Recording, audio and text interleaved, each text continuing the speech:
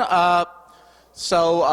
Welcome to New York Haskell users group meeting of it's November now. It's been 1 year ago to the month that we started this group, and so we've had somewhere between 12 and 24, maybe 18 speakers. All have been really good. Brent's talk tonight, I know, is going to be no exception. He's a student at Penn, a grad student at Penn, who, believe it or not, does research is doing work on stuff that does not directly have to do with all the amazing stuff he's going to show us now, which was only one of the many other amazing things that he works on that are also not somehow going into his dissertation. So I don't know how he does it. He's a blogger. He's on the Haskell committee. And I know this is going to be really cool. I'm really excited for this. And we're going to have announcements at the end because I don't even know what we're planning to say. So take it away, Brent. Okay, thanks, Gershom. The secret is I don't work on my dissertation. But okay, so thanks. I'm really glad to be here. So I'm going to tell you about diagrams. I'm just curious, how many people had heard of diagrams before seeing the announcement of this talk? Okay, so good. How many people had tried diagrams before seeing the announcement of this talk? Okay, all right, so good. That's perfect, because the first part of what I'm going to do is just do a tutorial. Okay, so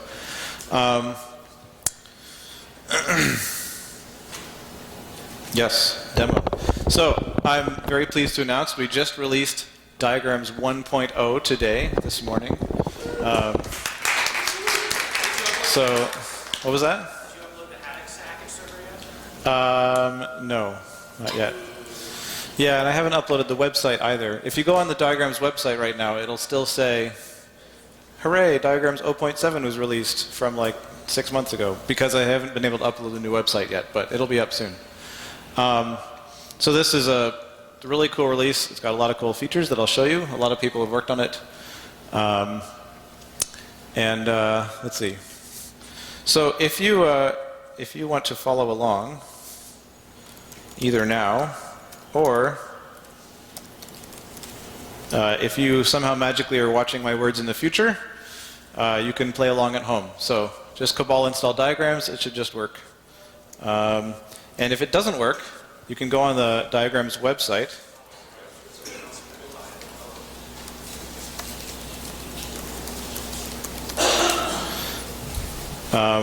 As I said, right at this very moment, the website has not been updated. So you won't find much of use there, perhaps, but the other place you can go for help is the Diagrams IRC channel on Freenode. And in fact, one of the Diagrams developers, Ryan, his nick is Fry Guy Bob, he will probably be around in the IRC channel right now. So if during the talk you are confused about something, you have some little question, and you, for whatever reason, don't want to interrupt me, you can ask Ryan on the IRC channel. But with that said, please do interrupt me with questions. So I hope that this will be really interactive. I'd love to get your feedback and your questions. I've prepared some things to show you in the demo, but if someone says, well, how would you do this? Or look, can we try doing this? I'm totally happy to go off on a tangent and explore some other things. Yeah, great. I do not know the Wi-Fi password. I know the Wi-Fi password. It is over there. Do what works. Okay. Yeah. Sounds like a good thing. Okay.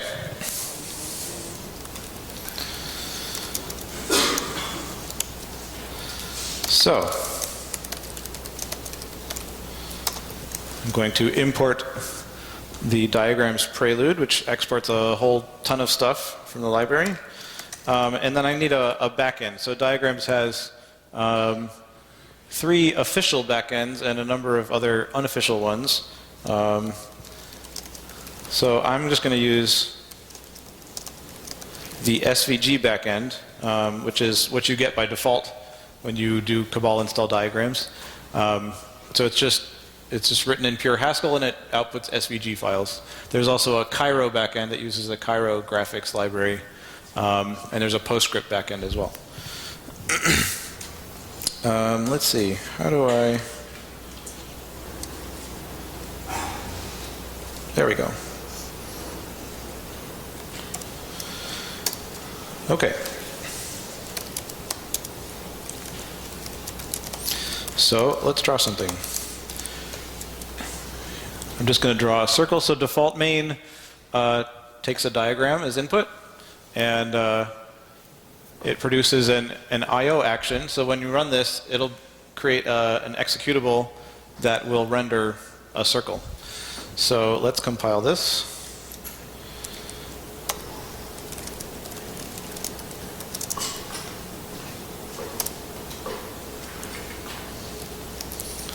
And if I run this,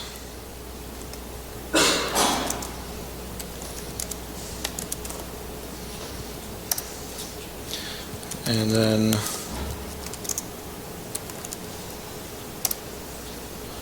there it is, a circle. Hooray! All right. Now, what I'm going to do,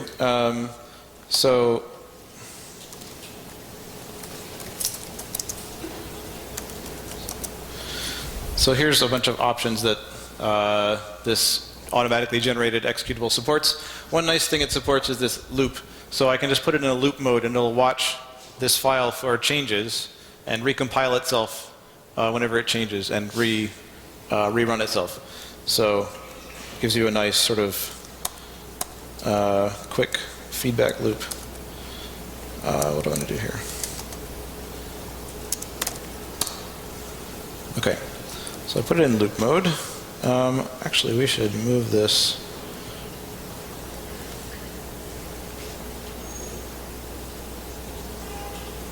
How do we do this? I'll move to the window. That's what I'm going to do.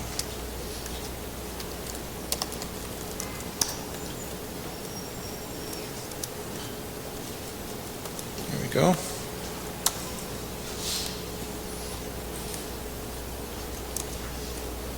Okay. Okay, so so circle just takes radius as an argument, right? And then there's a lot of other shapes you can do. I'll just show a few. So of course you can do rectangles. I guess I have to put this on like this doesn't reload itself automatically, does it? Okay. So there's a rectangle. Let's see. In fact, sorry, I'm going to switch backends just because the Cairo backend can output a PDF, and the PDF reader that I have will automatically update itself when the file changes. So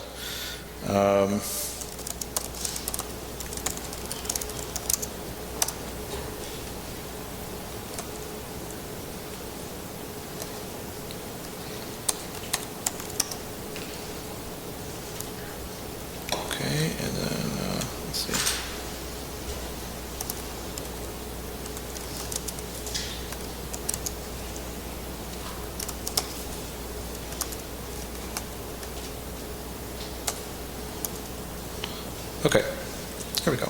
It's better.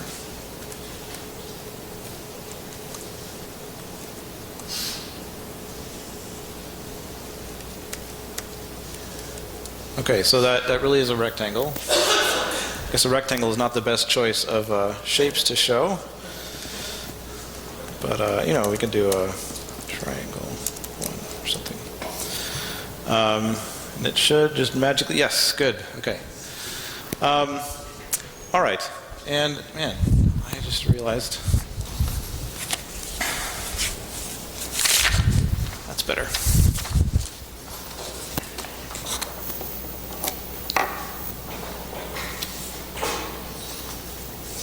Okay, so a few things to note, of course, right? Diagrams is it's a domain-specific language that's embedded in Haskell. So I'm just writing a Haskell program, but I'm using the constructs that are provided by the diagrams library. So for doing simple things like this, you don't necessarily have to know that you're writing Haskell. But of course, the whole power of Haskell is there if you want to do more complicated things. So let's see a few other basic features. So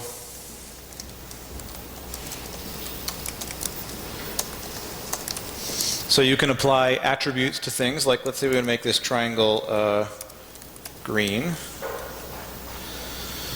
So FC stands for fill color. You can give it a color. And then the hash thing is actually just reverse function application. So this just means apply the FC green function to the diagram triangle 1. The reason that we provide a special hash thing, it often reads more naturally to say first what a diagram is, and then later you sort of apply some functions to it to give it some attributes. Hash has a very high precedence, unlike the ampersand from lens. So people often say, well, why don't we just merge them? But no, they're actually very different. Some technical reasons why it works out better for us to have a very high precedence, but you sort of want to be able to have multiple expressions with hashes applied to them and then combine those with other operators. It's nicer if the hashes just sort of scope very locally. So there's other things you would expect, like we can make, let's just make this really ugly. We can give it a purple line, and you can make the line much thicker. LW stands for line width, and maybe we can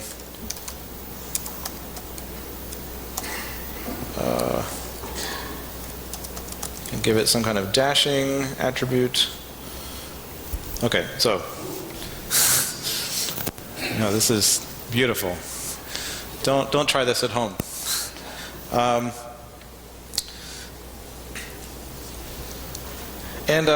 At this point, I want to show something pretty cool. This is something new in 1.0. So let's say we wanted to parameterize this diagram on the color.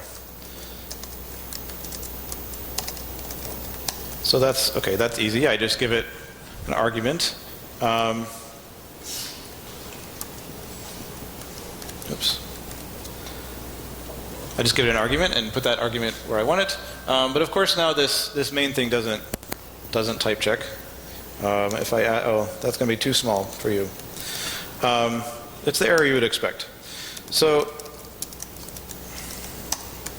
let's give this a type signature.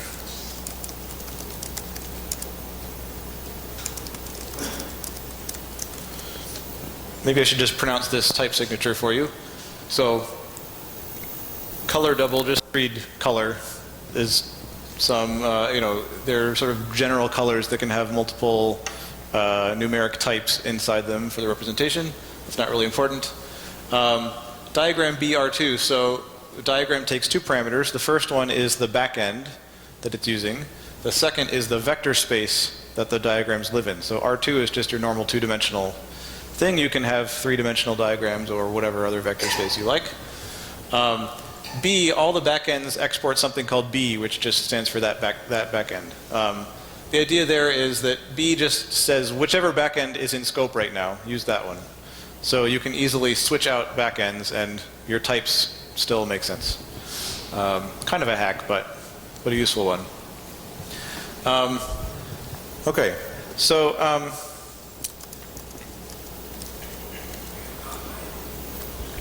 so this is blue now, which means this is this type checks. So what does this do? We have to go over here.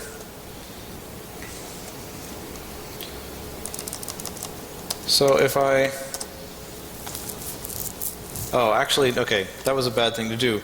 The help is broken and doesn't show you the fact that it's taking an extra argument. So what this does is this turns into an executable that expects another command line argument, which is a color.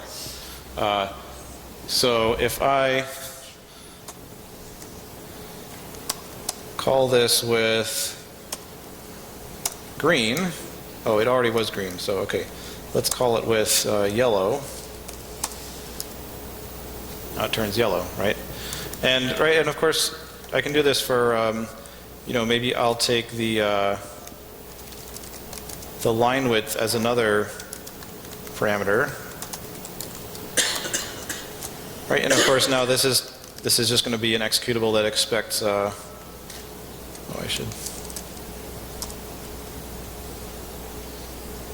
it expects a line width and a color.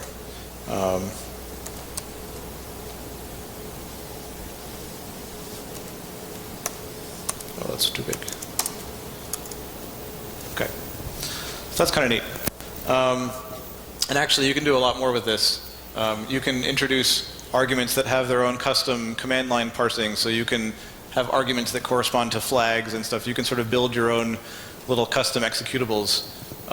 Like you could build an executable that reads in a data file that you provide on the command line, and then uses some other flags, custom flags that you provide, and then outputs a diagram based on that. And it's very, very easy to build that that kind of little command line diagram producing program. Okay. And that was actually Ryan Yates that worked on that, the one that's on the IRC channel now. So you can go and tell him how cool it is. Okay, so there's other things you can do, of course. So we've talked about, we have some basic shapes, we have some attributes. Of course, there are transformations that you can do. So pretty much any affine transformation, so that's things like scaling, rotations, shears, translations. So if I say scale by 3 in the y direction, then I'll get a, oh, it's not running anymore.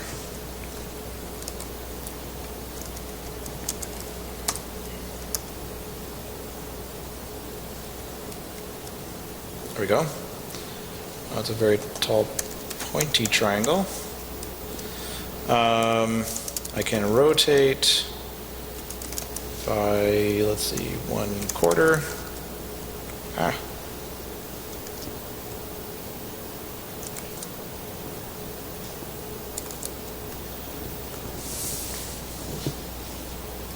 And so on. Oops. Okay, and then this is kind of boring so far. The real power is that we can take some simple diagrams and combine them in various ways to form more complicated diagrams. So, let's just make a green circle, and then, okay, just for, I'm going to remove these parameters here.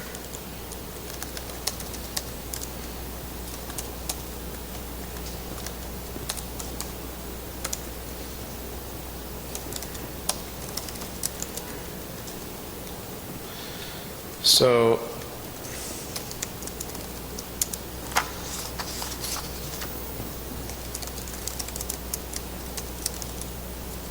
okay. So now I have two diagrams. I have this yellow triangle and I have a green circle, and I can combine them in various ways. So one way is that I can put one on top of the other with this combinator called atop. So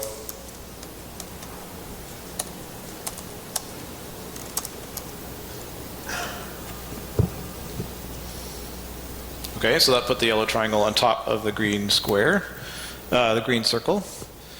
And in fact, the monoid instance for diagrams does this. So you could also write mappend instead of atop, or you can write this little brackets operator, and that does the same thing. And of course, there's a diagram called mempty that is just blank. Do you have a question, Carter? No, okay.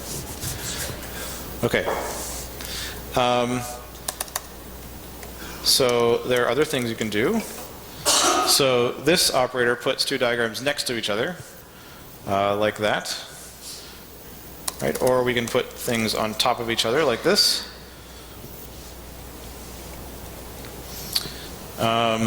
There's various other things you can do. Yes, question?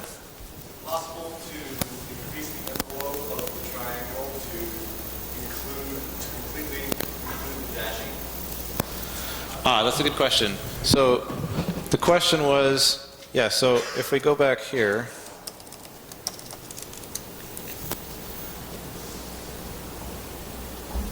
let's zoom in a little bit. So notice if we zoom way in, so I think what Doug is talking about is that notice how this purple line actually overlaps on top of the green circle, right? It's most visible before you added the green circle. Oh, really? Yeah, there was clipping on the Yeah, well, it got clipped off on the edges. That's right. Yeah. So, right, the reason that clipping is happening, or the reason this overlaps, is that diagram sort of thinks of this yellow triangle as an abstract geometric entity. When it figures out how to put things next to each other, it just uses that sort of abstract geometric essence, and it doesn't use the information about how big you're going to draw the lines. Part of the reason for that is that figuring out how big the lines are going to be is very tricky, actually. So, however, Doug's question was, can you, in fact, like include the lines if you want? And the answer is sort of. So there is actually, so this is also a new feature in 1.0. If you, given some path, you can sort of stroke it internally and turn it into like a region that represents the stroked version of that line, and then that would, of course, that is some abstract geometric entity that would have the right properties. But that, depending on the size of it, that may be, it might be some huge path object that's really big and unwieldy. So, Can you do three-dimensional diagrams? Yes. So, in theory, it can do three-dimensional diagrams. Daniel Berge has been doing a bunch of work on adding three-dimensional stuff to the library. So there's a bunch of three-dimensional primitives and operations for putting them together and things like that. What we don't really have right now is a fully featured 3D backend. So you can create three-dimensional diagrams, you just can't draw them. But that'll be coming. And I mean, the whole library was designed around sort of being generic over what vector space. So you could have 5-dimensional diagrams if you figure out a way to draw them. Which actually isn't as crazy as it sounds. I mean, it might be nice to construct, say, 4-dimensional diagrams, and then you have some kind of backend that can project them down into 3 or 2 dimensions, and maybe that would be interesting. I don't know. Mostly we use it for 2D. I mean, you could have 1D diagrams, I guess. Other questions?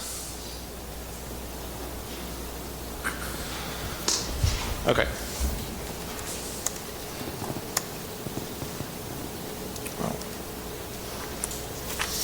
All right, let's get moving.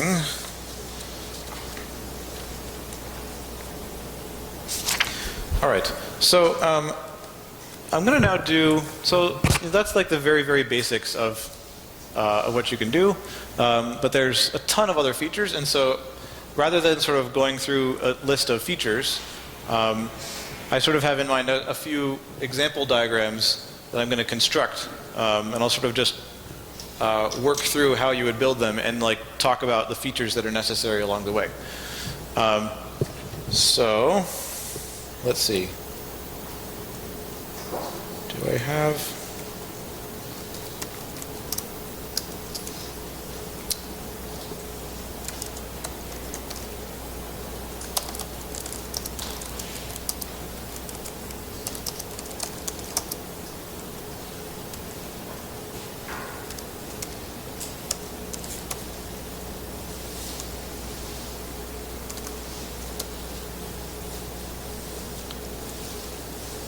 So I have the new version of the website here, but you don't. I'm sorry. This is with Hackle, right? Yeah, so it's built using Hackle, yes, and a lot of Shake as well. Okay. So so here's an example that we have. Whoops. So here's an example that we have in sort of a tutorial on the website. I'm going to work through constructing this. So we've got this little hexagonal arrangement of green circles with numbers and sort of arrows going between them. I think in particular there's an arrow from I to J whenever I is less than J.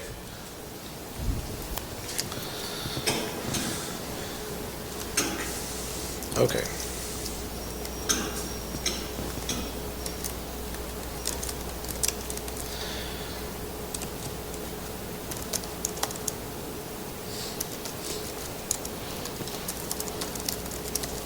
Okay, so the first thing we need to do,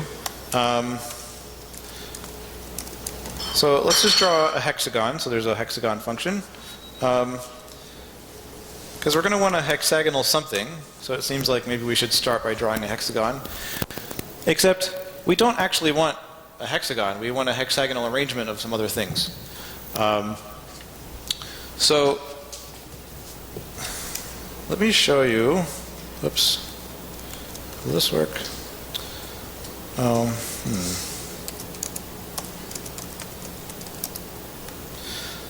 Maybe I can copy it here so you can see it. So you might think the type of hexagon is something like, oh, it takes a double and it outputs a diagram. So here's the actual type of hexagon, and I'll tell you what it means and why it's cool. So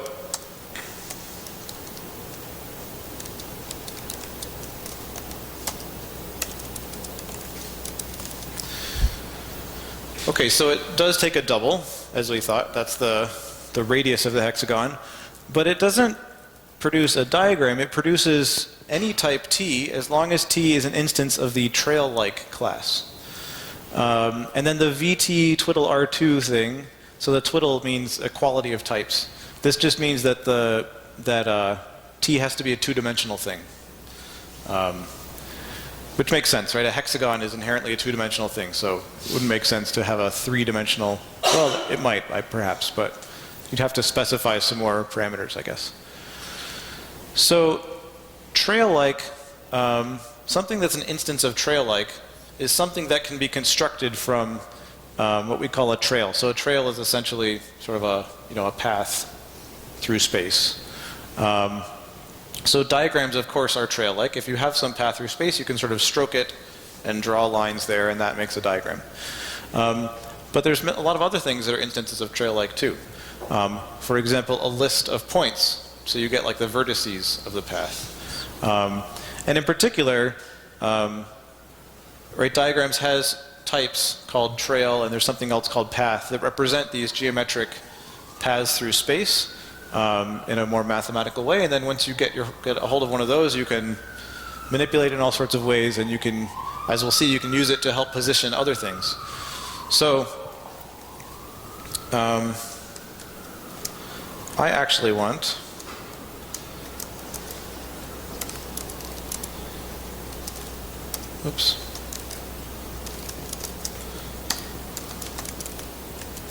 So I just want a trail. And then I'm going to say decorate trail. So decorate trail takes a trail and a list of diagrams and places the diagrams at the vertices of the trail. So I can say, oh, decorate this hex trail with, and for now I'll just say repeat something like this. We'll make them green. There we go. Okay, cool. So now we've got our green dots. So the next step, I guess, is to like number these, right? Because we actually want them. We don't just want all identical green dots. We want them numbered 1 to 6. So here's how we're going to do that.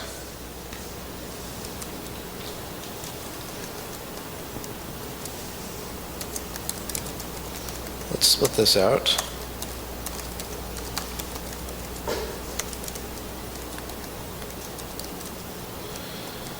So I just want to map over this. I have a list of diagrams here, and I'm going to map over it. And well, I guess I need some kind of zip. There's a function text, which takes a string and makes a diagram that represents that text. And I'll just place those on top of the circles using that atop combinator that we saw before. So I'm going to say zip width atop.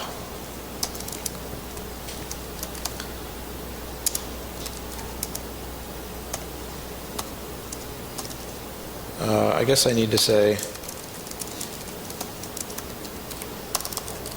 so I'm going to take the numbers 1 through 6. I'm going to turn each one into a string and then use the text function and turn it into a diagram. So I get a list of these text diagrams. And then I need parentheses here. I'm going to put those on top of these circles that I have. Whoa, okay, great, getting closer. And okay, so then I need to make these smaller, and let's see, so. And then let's make them white.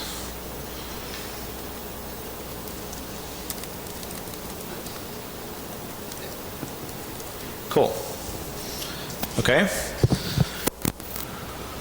Getting closer. Yeah, question. So what happens if you decorate a trail with less elements that have points? Yeah, if you decorate a trail with, so you don't have enough diagrams to go on all the vertices, yeah, then it just ignores the remaining vertices. And conversely, if you have too many elements, well, actually, we already saw what happened with too many, right? Because repeat makes an infinite list, and it just takes as many as it needs to use all the vertices, and then it forgets the rest. Yeah. Okay. So the last thing we need to do is make these arrows. So this is a little tricky. So the point is, notice that so far I've not written any kind of coordinates. Okay? And this is a huge selling point of this library. And sort of the ideal is that you should be able to write down all your diagrams without, or with only minimal sort of places where you have to actually explicitly say, I want this to be at the coordinates 2, 5, or I want this to be like this far away from this other thing. So far everything is sort of relative. It doesn't even matter how big the diagram ends up being because it'll automatically get scaled and translated to fit in the output. So, but if I want to draw arrows between these things, so I need a way to sort of refer to these circles that I've already created, and I would like diagrams to sort of figure out for me where they ended up and draw arrows between them. And indeed, it can actually do that. But we'll have to give it a little bit of help. So in particular, what we need to do is we need to give these circles names. We have to have a way to refer back to them later, right? It would be really neat if there was just a way to say, oh, the third circle or something. And we're actually thinking about ways of doing that. But that's sort of like version 2.0. But right now we can give them names. So I'm going to, let's see.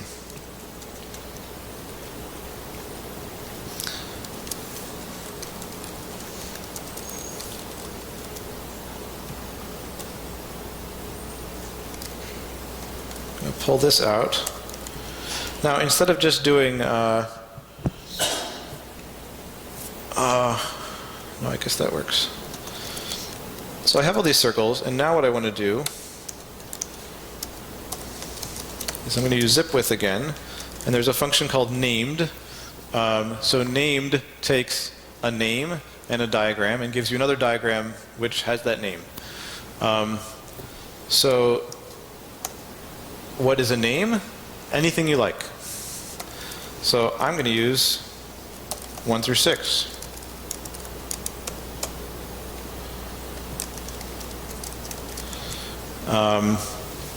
So anything you like is a little bit of a lie. I mean, there has to be like a typable constraint and a something. But, sorry? Yeah, it has to have eq and ord, yes. Because, internally there's a map of these things that, you look up a name in the map and you find a diagram. But pretty much you can use kind of any type you like. So whatever makes sense. So in this case, it seems obvious just to use the same numbers that we're already using to label them as their names. Okay, so that didn't change the picture, but now I have these names available that I can use to refer to these. So the way that you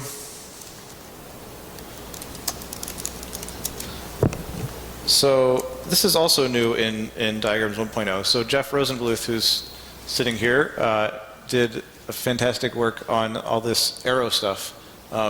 Arrows are one of those things that you're like, well, of course, any program that draws diagrams should be able to draw arrows. And how hard can it be, right? Arrows are very tricky.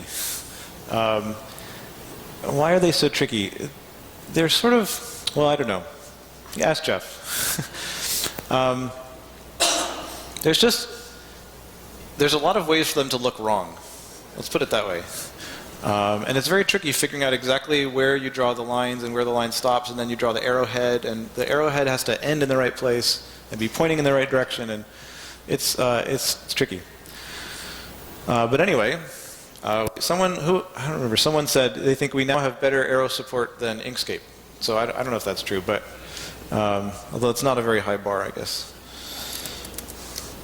So I'll just start by drawing one arrow, and then we'll generalize to drawing all the arrows. So I'm going to, so there's a function called connect outside. I'll tell you what that means in a second. I'm just going to connect 1 and 2. And the int annotations are necessary just because you can use any type of names you want, and numbers are polymorphic, and so if you just used 1, they would say, well, I don't know what type you want, and that's important. If you use, like, char or something, then you don't have to have that annotation. But. Okay, so that drew an arrow. That's nice. And the connect outside part, the outside means the arrow should not go from the center of this object to the center of that one, but should start at the outside edge and go to the other outside edge.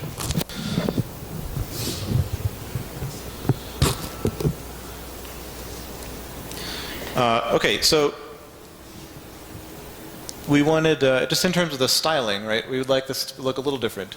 So in particular, it looks a little nicer if you leave a little space in between the ends of the arrow and the circles. And maybe we'll make the arrowhead a little smaller. So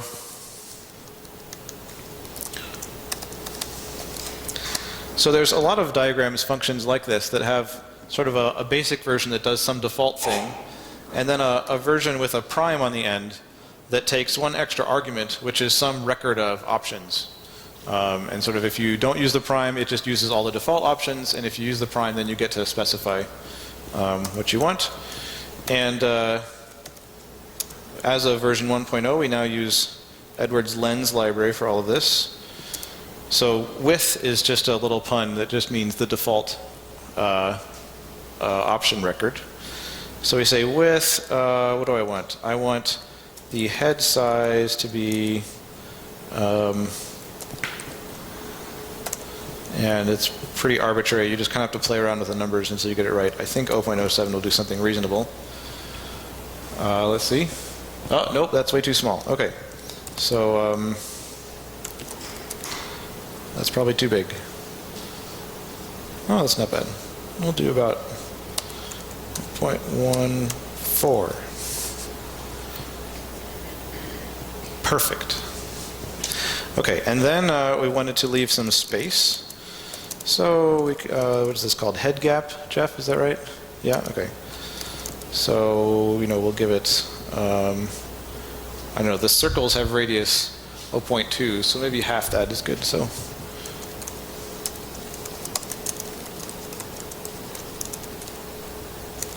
Okay, so let's try that. Great, then it left a little space. Okay, the only thing we have left to do is, now we've only drawn one arrow, but I want to draw sort of arrows between all of these things. So to do that, I'm going to say, so apply all takes a list of functions and just applies all of them. And then I'm going to have a, let's split this out.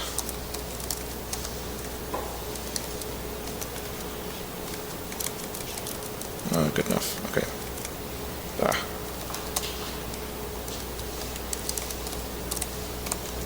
So we're going to connect I and j, where I is taken from 1 to 5.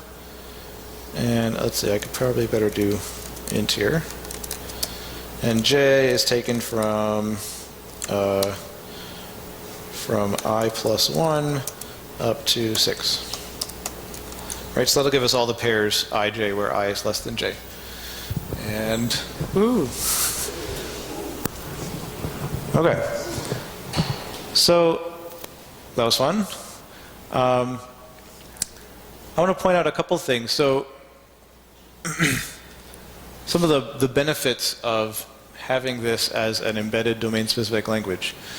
So, I mean, most of what I'm doing here in this example is not, it's all pretty specific to drawing. So you could imagine some, like I didn't use very many of the features of Haskell here. I'll put it that way.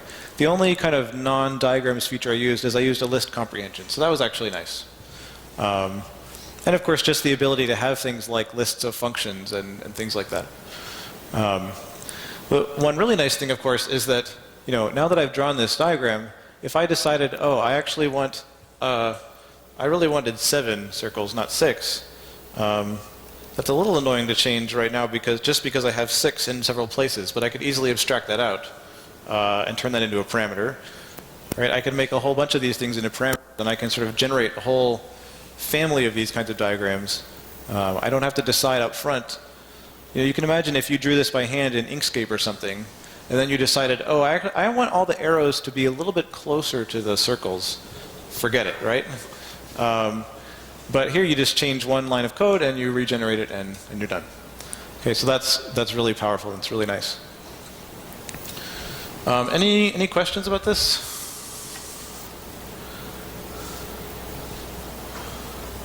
Any suggestions of other things you want to see? I have another example, but I have a question. yeah. So, when you said decorate trail, it takes each vertex and then it puts something there. Yeah. Now, it starts, in this case, at the lower right-hand side. Yep. How do I control where it starts? Well, you can rotate the trail, right. So hexagon just arbitrarily gives you a trail that happens to start in the lower right and go around counterclockwise. But I mean, I can do arbitrary manipulations to this trail. So I could say rotate by 1/6. Let's try that. There we go. Right? Or then I could say reflect X. Oops. If I wanted it to go around the other way, I could scale X 1.5. Oh, let's look like bug there, Jeff. I don't know why this arrow is going past that too, but anyway. So there's still a few bugs, but we're working on them. Cool. Other questions? So is there a function, just like hexagon, when you're passing a shape, can we say some kind of polygon here and say a number of dots? Yes. Yeah, so instead of saying hexagon, right, I can say reg, I think it's reg poly 1/6 or something. Yeah, so you could, whoops, nope, that's not it.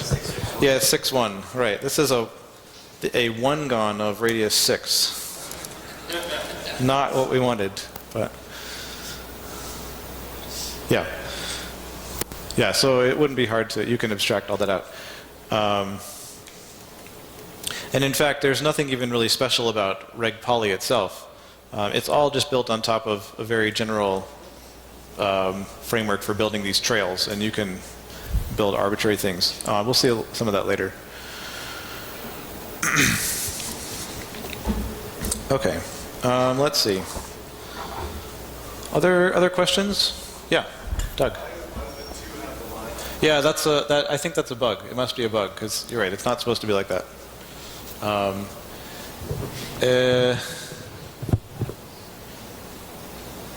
It's probably some kind of numerical stability thing, just with my experience with these things. Because that arrow is horizontal, and I don't know, it's just, who knows? Yeah, it is, yeah. It seems like I always discover bugs when I'm giving a talk or preparing. I discovered some more bugs when I was preparing for my Haskell Symposium talk last year. Anyway. So yeah, rotate it slightly. That's a good idea. So let's see.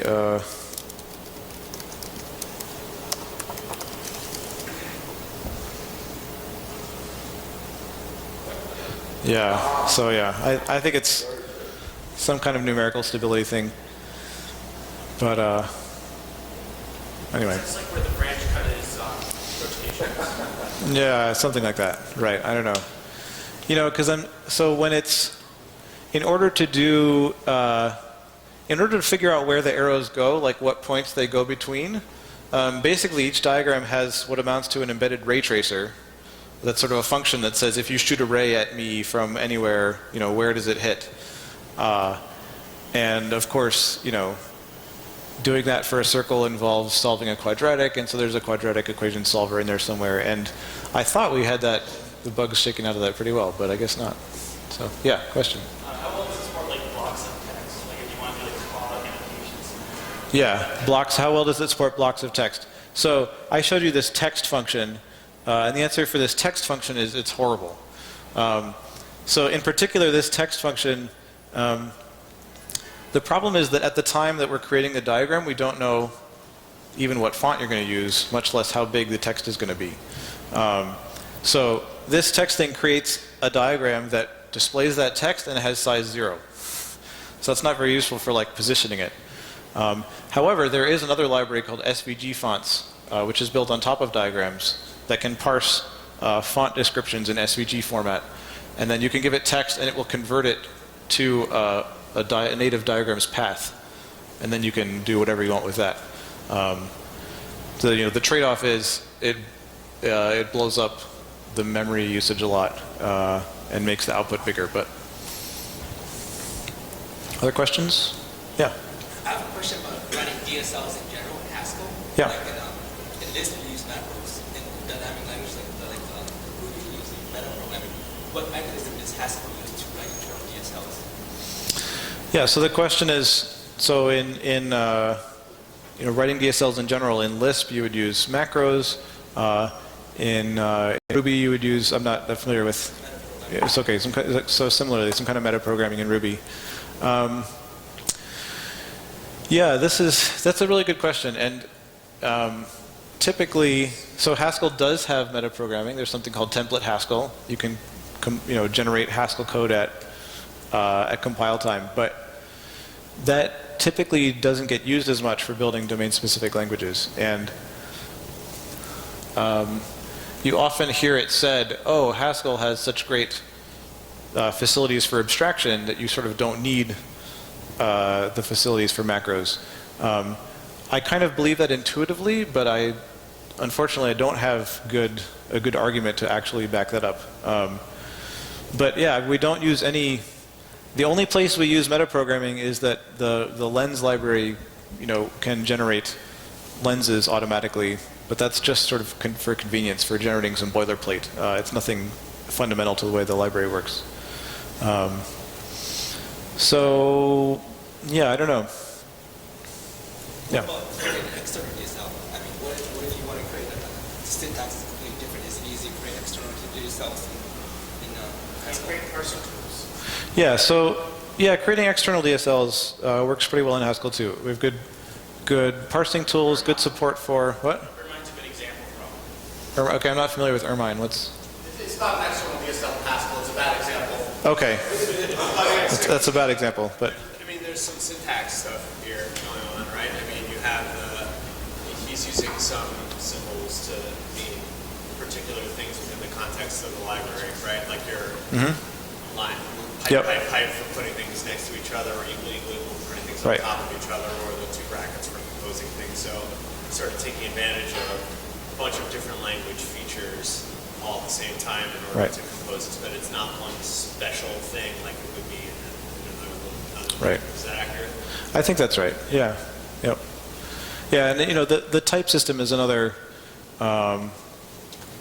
key component to that too, and we'll probably see a little bit more of that later in the second half of my talk. But you know, Haskell's powerful type system lets you go a long way towards embedding certain features or constraints of your domain-specific language within Haskell's type system. So the Haskell type system sort of tells you exactly what kinds of programs in this domain-specific language make sense and which ones don't. Yeah. Which raises a point that you've articulated about, and I think Simon has too, that there's definitely room for Yes. Or DSLs within Haskell that have their own sort of sub-discipline of the type system. That's right. I mean, you can talk about it. Yeah, no, that's a good point. So that's, I mean, I don't know of any language that does a good job of this. This is sort of an open research problem. How do you make embedded domain-specific languages where you get, so you can have good domain-specific error messages? Because, I mean, we haven't actually seen any error messages because I'm just really good at this and I don't make mistakes. But when you try this, you're going to get lots of error messages, and they're really terrible, and I'm sorry. And there's not much I can do about it at this point, because the error messages you get will be in terms of Haskell and the Haskell type system, not in terms of, you want an error message that says like, oh, you passed a color to a function that was expecting a trail. But instead it's going to say, oh, I cannot infer an instance of this type class and something, right? So that's a really hard problem, and there are some people that are working on it that I know of, but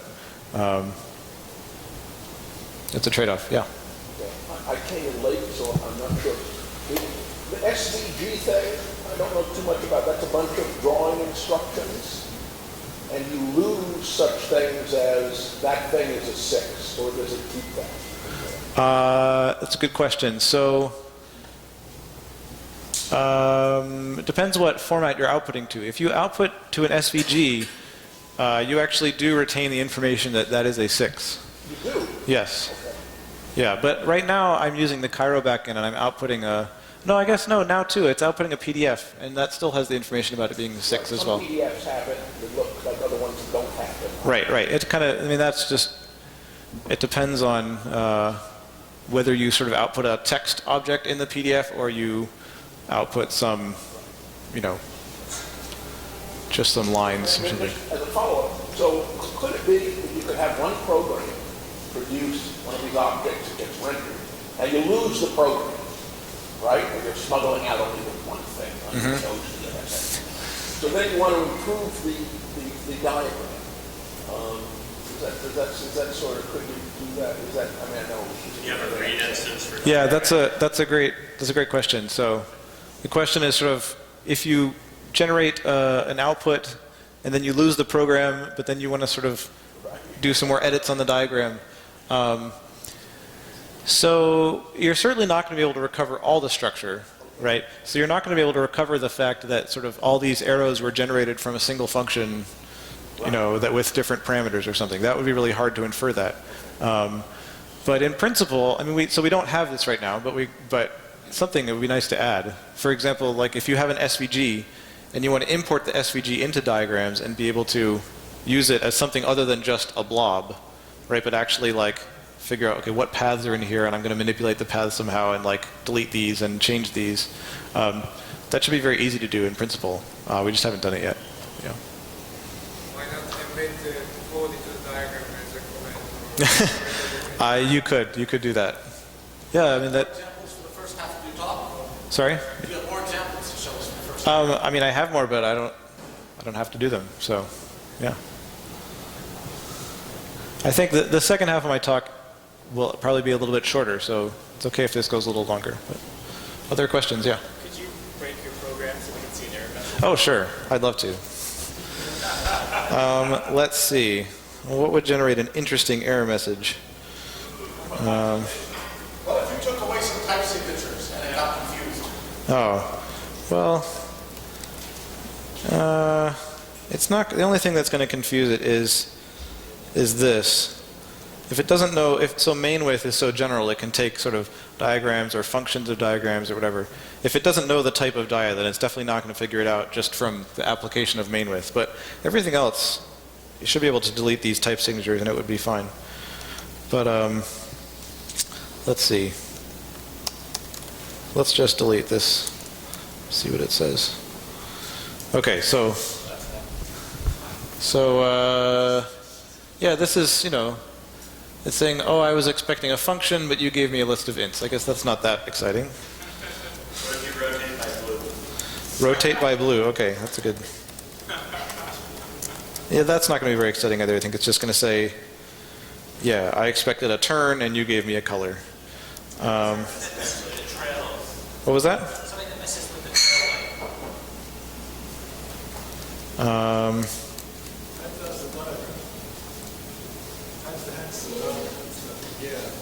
What was that? X's type diagrams.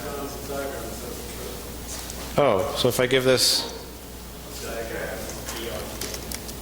Okay, oh, that's a good idea.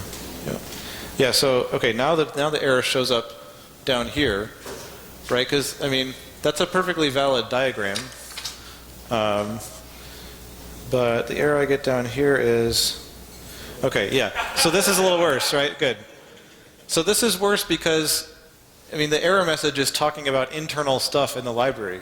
So as a user of the library, you typically don't need to know what a Q diagram is, and you certainly don't need to know what this V thing is, and so yeah, this is the trade-off, right? You get 4 error messages. So there is a section in the user manual that's like commonly occurring error messages and what they mean. So if you find some crazy error message, you can go look and see if it's there, and maybe it'll give you some help. Other questions? Okay, so I think we're going to take like a 5 or 10 minute break, and then after the break I'm going to talk a little bit more about some of the implementation and design issues. Yeah? Do you have any examples of using this to draw fractals? Yes. Yes, there's lots of, here I can show you some. It's wonderful pizza, Pickle provides it, enjoy it.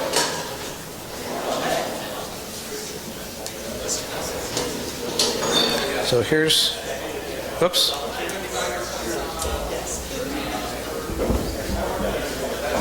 Why is it,